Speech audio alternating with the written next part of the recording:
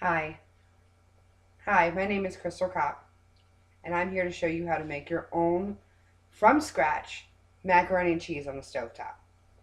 Now, it's much easier than people think it is, and it's much better than that crap stuff with the powdered cheese. Yeah, seriously. So, the first thing you're going to do is make sure that you got all your stuff together. You have pasta. Today I'm choosing penne. It's very good because it has the crevices in it for that cheese to go into it. It's very good. 2% milk. Some mild cheddar cheese. You can use any cheese that you'd like though. It's all personal preference of what you like. Some butter. A pot of boiling water. A spoon for stirring. And a strainer. So the first thing you're going to do, because you're about to prepare food, is wash your hands. Make sure that you get in there really good. Get in between the fingers, the knuckles, the nails, every little bit. That's 13 years of food service experience. I do know how to wash my hands, always in hot water. So after we've dried our hands, we're going to go ahead and start our pasta once our water starts boiling. I've already started it for us. It is boiling as we speak. So I'm going to take the spoon and stir it up. Now we're going to cook this pasta until it's al dente. And al dente means to the tooth in Italian. So I just stirred that up. It looks like we only got a few more minutes to go on that. So this is normally like prep time. Like a lot of times I would use block cheese and actually grate it for my macaroni and cheese, which is awesome. But the shredded stuff is much, much more convenient and definitely for this purpose.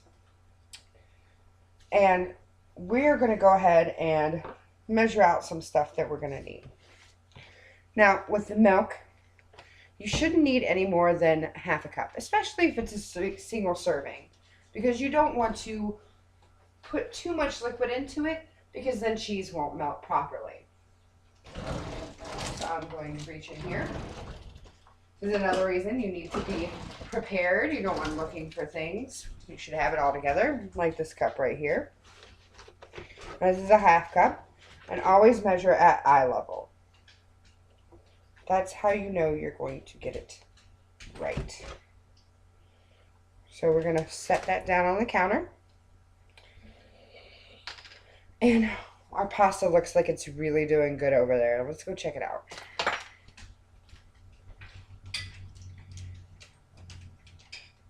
Now, the best way to test your pasta while you're cooking is to just grab one up. Of course, not with your bare fingers. Mustn't burn ourselves. And just one more minute and that should be good. I'm going to move you in closer here so you can see some of the action.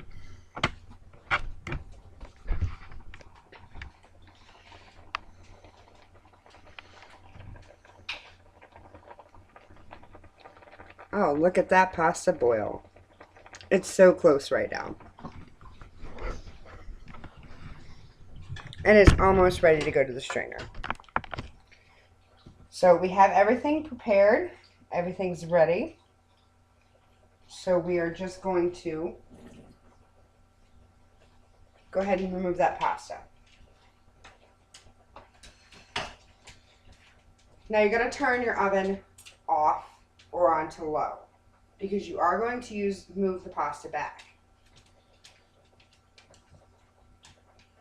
Remember which one I picked here. So I turned it off because it was at a pretty high register. You see this nice steaming pasta. And we're going to pour that into our strainer.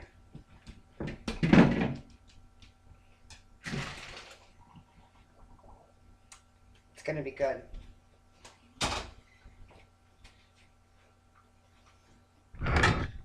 So just kind of shake it up a little bit there. Trying to get as much of the water out as possible because the milk is going to provide our moisture that we need. So it's going to make its way back here. Nice and hot. And ready to cook. I'm going to put it back in our pot. Okay, that sizzle means that pot's still nice and warm, and that's what we want because we need it to be nice and warm. So you're going to take about a tablespoon of butter and put that right in there. We're going to go ahead and mix that in there nice and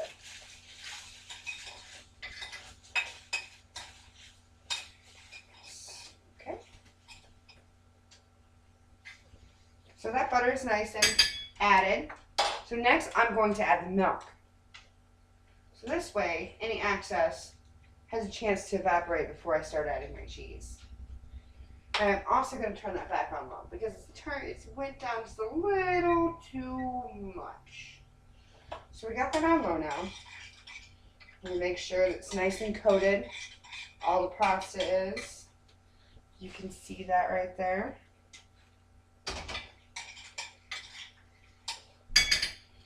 Okay. So next thing we're going to do is add our cheese. Using Giant Eagle brand. Because it's cheapest. There's nothing wrong with cheap food. It can still be good. So this is, your cheese is a personal preference. It depends on how much you like. If you like just enough to coat it, you want it to be ooey gooey. It's all up to you. So I added my desired amount of cheese, a couple handfuls. And now I'm just stirring. Stirring and stirring and stirring. While I'm stirring it, the milk is evaporating and the cheese is blending in. Take that just a little bit closer to you guys. Do you see that? It looks good, doesn't it? I'm going to stir it some more and then you guys can see the finished product.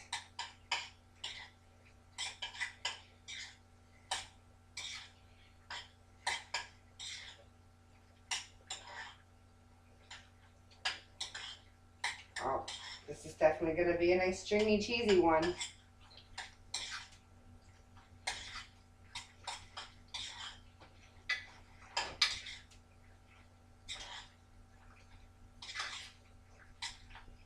Okay, that is nice and mixed. So we're going to turn that off because we don't want any chance of our delicious macaroni and cheese burning.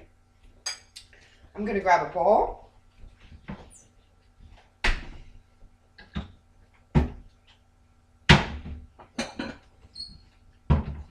And I'm going to take my bowl, put my delicious macaroni and cheese in it, just pour it right in there.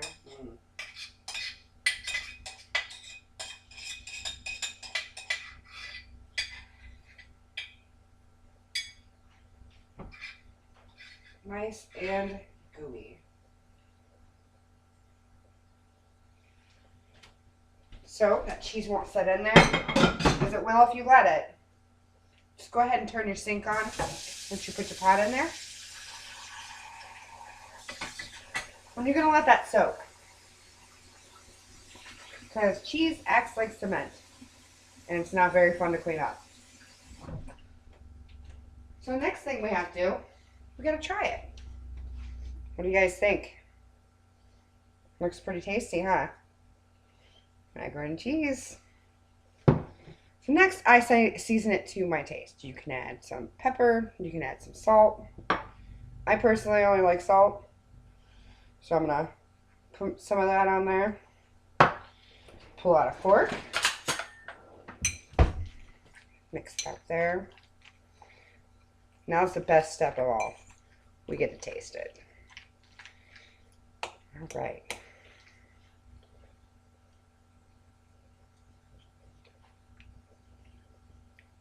That is so cheesy. Well, thank you guys very much. I hope I helped you learn how to make easy, delicious macaroni and cheese. And I hope you make it for yourself at home. Goodbye.